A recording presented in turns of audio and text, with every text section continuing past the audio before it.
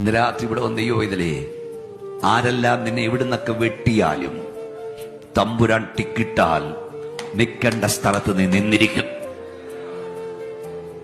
ആരുടെയെല്ലാം ലിസ്റ്റിൽ നീ ഇല്ലെങ്കിലും തമ്പുരാന്റെ ലിസ്റ്റിൽ നീ ഉണ്ടെങ്കിൽ നിന്നെ എത്തിക്കേണ്ടത് എത്തിച്ചിരിക്കും. സോദര ശക്തിയോട് പറഞ്ഞ് ദാവീദിനെ റെക്കമെൻഡ് ചെയ്ത ആരുമല്ല, ശൗൽ റെക്കമെൻഡ് ചെയ്തില്ല. ശൗമേലിന്റെ പ്ലാനിൽ അവനില്ലായിരുന്നു.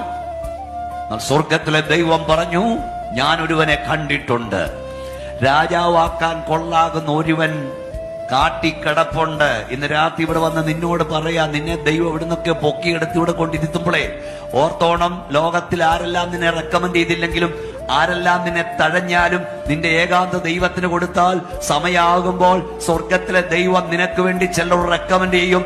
രാജാവാക്കാൻ കൊള്ളാകുന്നവൻ, ഇന്ന സ്ഥലത്തിരുത്താൻ കൊള്ളാകുന്നവൻ ഒരുവൻ ഇന്നടത്ത് കിടപ്പുണ്ടെന്ന് ദൈവം റെക്കമെൻഡ് ചെയ്യും. നീ എവിടെ കിടന്നാലും ദൈവം നിന്നെ പൊക്കിയെടുത്ത് കൊണ്ടുവരേണ്ടടത്ത് കൊണ്ടിരുത്തും.